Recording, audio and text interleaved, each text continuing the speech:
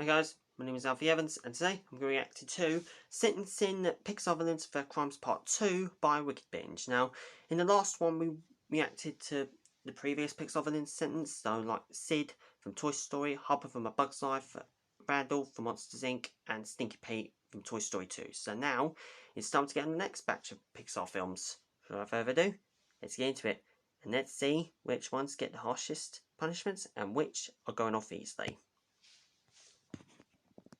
Pixar, like Disney, is one of the most iconic animation studios ever. And although, more recently, they sometimes skip having a villain, the Pixar library has a lot of unique bad guys. We've already covered the earliest Pixar film, but today we're going further. See how the next batch of Pixar villains deserve to atone for their crimes. Hey guys, I'm Brad with Wickedbinge, and this is Sentencing Pixar Villains to Their Crimes, Part 2.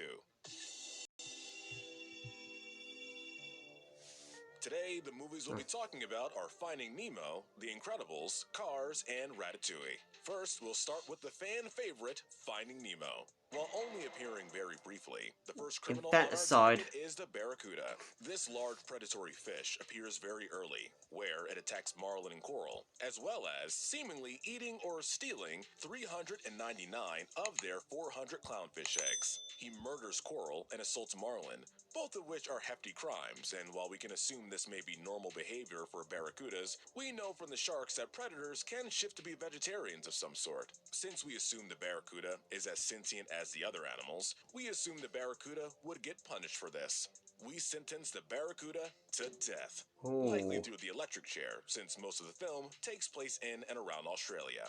We know that's a lot for our first criminal, but thinking about everything we see in the film, it would make a lot of sense for this punishment. Next is the anglerfish. The anglerfish pops up about halfway through the movie, when Marlin and Dory go deep into the ocean to gather the mass they had dropped. Like the barracuda, it doesn't appear for very long. Unlike the barracuda, it only has one crime to report, and that's the attempted murder of Marlin and Dory.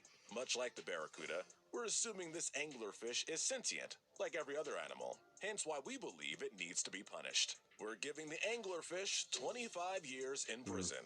Sure, one could plead that it's a predator's instinct, but like before, we've seen predators stop eating random fish, so sadly, it wouldn't work. Next, the sharks are on trial. Bruce, Anchor, and Chum are three sharks who Marlin and Dory meet early on in their journey.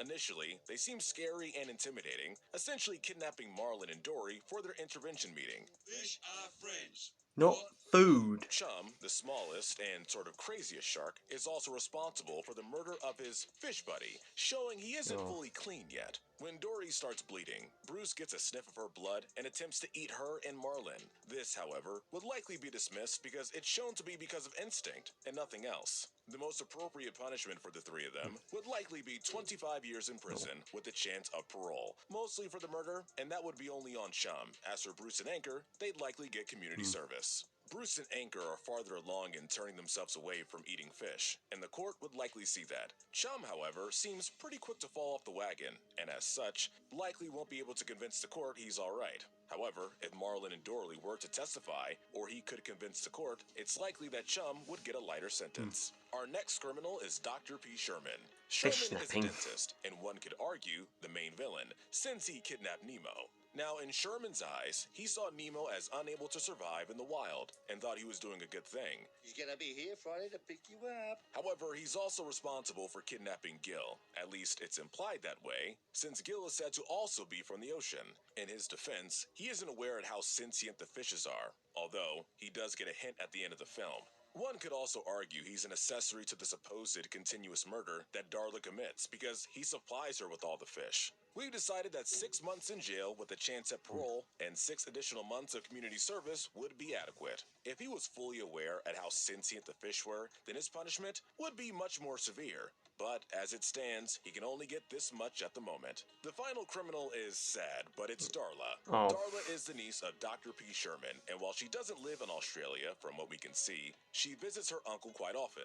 Darla has 2 crimes, mostly because, like Dr. Sherman, she isn't aware of how sentient the fish are. She commits at least 1 case of manslaughter when she kills the fish we see in the photo, and then assaults Nemo in the bag when she thinks he's dead.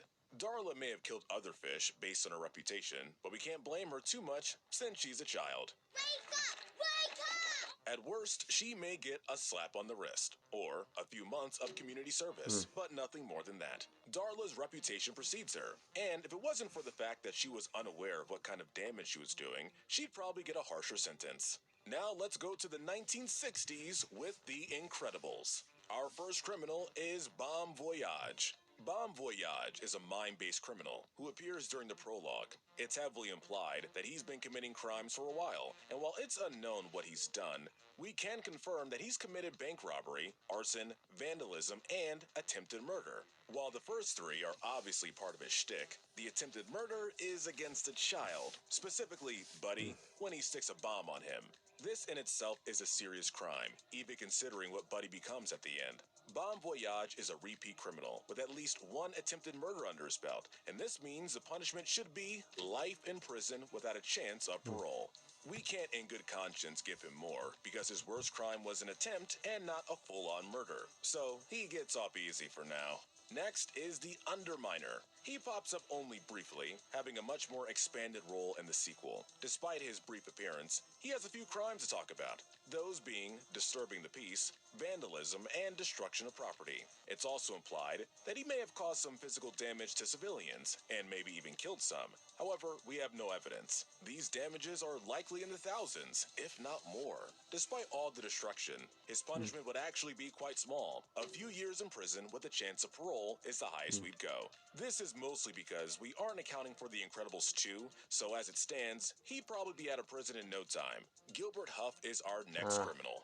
Huff is the head of Insuricare, the company that Bob works at. Gives you a phone call. I While he do not doesn't like fit that the guy. typical He's an aesthetic arsehole. of a criminal, he does commit a few criminal actions that are worth noting. First, he tries to get Bob to commit insurance fraud, and it seems that this is a repeated crime because it's implied that Gilbert has been doing it for a while and forces all his employees to do this. This means that even when someone is supposed to gain benefits, Gilbert denies them, which is fraudulent on its best day. He also criminally threatens Bob, threatening to fire him if he doesn't do what he says, which could also be considered criminal coercion to some degree. Gilbert's crimes are non-violent, which means his punishment would not be nearly as severe as others, being a few years in prison and a week or so of community service. Gilbert likely has many more crimes we're unaware of, and it's implied that he doesn't really care about the law, which means it's unlikely that this is all he's done. But with what we have, we can't punish him further. Next on the docket is Mirage. Mirage works with Syndrome, and is the one who hires Bob to deal with the Omnidroid.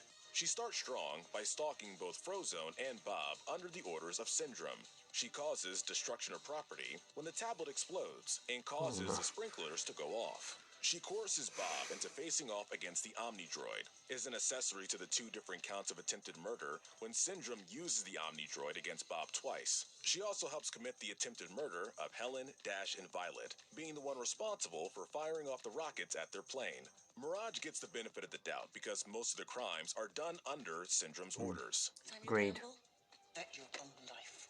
By the end of the movie, she switched sides, helping the Incredibles with their escape back to the city. Mirage has a lot of crimes that are hard to deny, but what she does have is a good character. And even if the charges aren't dropped, it's likely her punishment won't be too severe. We envision 15 years in prison with a chance of parole. But if the charges against her were dropped, she'd get next to nothing because all of her crimes were against the PARs. Mirage isn't that hardened of a criminal, and unless she's done something we don't know about, she'd likely get out on good behavior. And the final incredible villain is Syndrome. This Earl Hickey voice character Serial is a murder. supervillain who originally went by the name of Buddy and Incrediboy because he wanted to work with Mr. Incredible. My name is Incrediboy. After Mr. Incredible told him he wasn't allowed, he starts off strong by breaking into Mr. Incredible's car without permission or acknowledgement from Bob. After being kicked out of the car, he decides to commit his life to villainy and building the Omnidroids.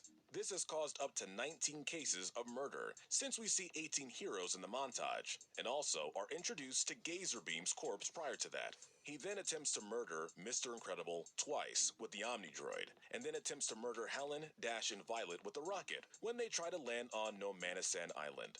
Upon releasing the Omnidroid, he'd also get in trouble for vandalism, general destruction, and disturbing the peace.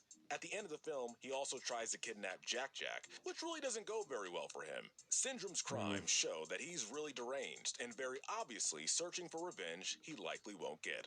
So his punishment is execution, likely through the electric chair, although one could argue that maybe a firing squad would be more fitting. Understandable. Syndrome has plenty of issues and is named after that for a reason, falling into having a hero syndrome, and we feel his punishment should reflect how dangerous he is. Now it's time for one of the most memed Pixar films, Cars. First is the delinquent road hazards. They're like a gang, formed of 4 cars that are menaces on the road.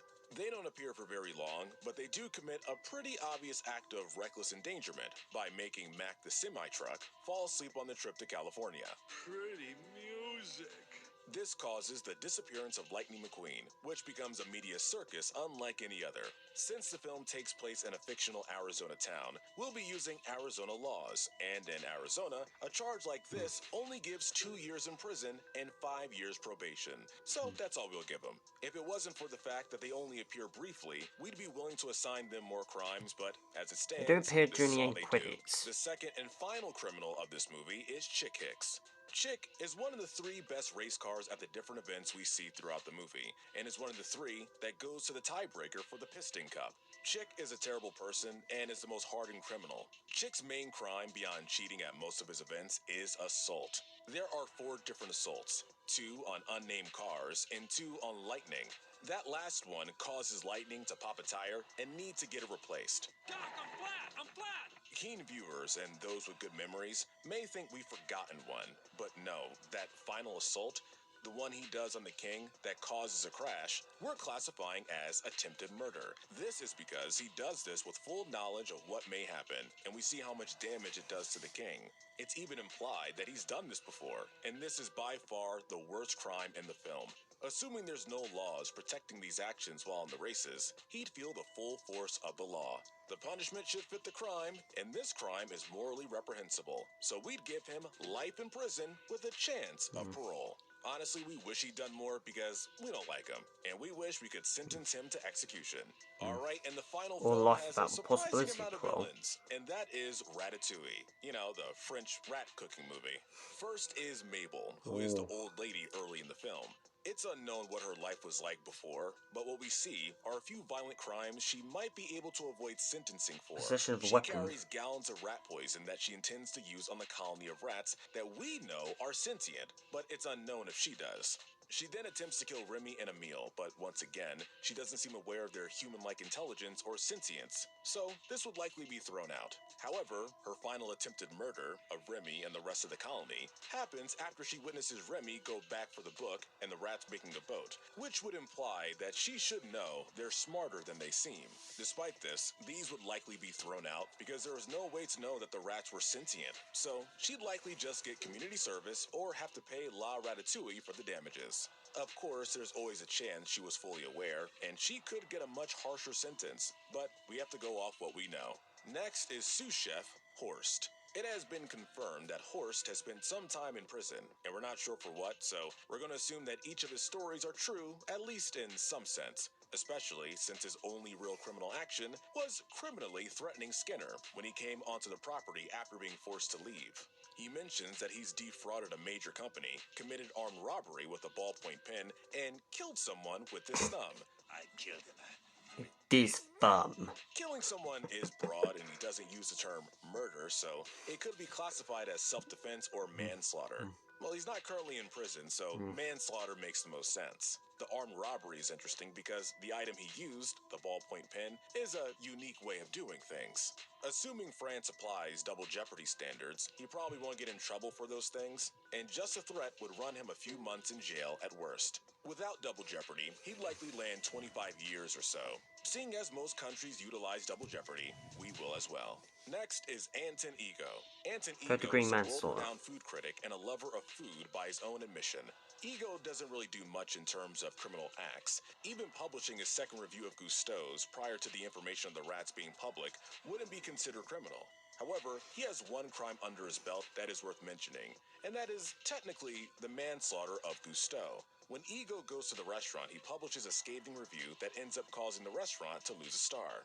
This heartbreak causes Gusteau to die, and while this is a bit fantastical, one could argue that there is a link between these two events. Ego's sentence would be rather light, as there was no intent to murder. Maybe 2 to 3 years in prison with a chance of parole would be sufficient, even if that's a very low ball for a crime of that stature. Sure, Ego didn't pull a trigger, but his actions did lead to the death of Gusteau. If this isn't thrown out, this is an applicable punishment. And the final criminal is Chef Skinner. Skinner is the head chef of Gusteau's restaurant and was previously Gusteau's sous chef. He takes over the restaurant, and then comes Linguini. He tries his damnedest to stop Gusteau's will from going through, which is a crime in itself. Very well. If it's Linguini they want. He doesn't really commit any crimes during the beginning of the film, where he's a chef, mostly doing stuff after he was fired as head chef. He attempted to murder Remy, but he was unaware of his sentience. After learning it, he commits grand theft auto, impedes traffic, commits destruction of property, and trespasses on both a boat and the kitchen of the restaurant. All of this because he was chasing Remy after being at least slightly aware of his sentience. He then not only kidnaps Remy using a mousetrap, he then threatens Remy, followed by extorting him. Skinner's sentence would be life in prison with the chance of parole, although based on his personality, it's unlikely he Oh, would we get got that this parole. again. Skinner may not have murdered anyone, but it's worth noting that after learning of his sentience, he continually does criminal actions. Alright, court is adjourned. Let us know in the comments section if you agree with our choices, and tell us what we should cover next. Remember to hit that notification bell and binge more of our videos. But most importantly, stay wicked. Well, so what sentence do you think was harsh, which do you think was right, and which one do you think was too lenient? Now, I think the harshest one has got to be Syndrome, since he did commit serial murder, and as well as the Barracuda from Finding Nemo. So that was Sentencing Pixar Villains for Crimes Part 2 by Wickedbinge. If you guys liked it, please like, share and subscribe if you haven't already, and also go subscribe to Wickedbinge if you haven't already, and as always, until next time, peace out.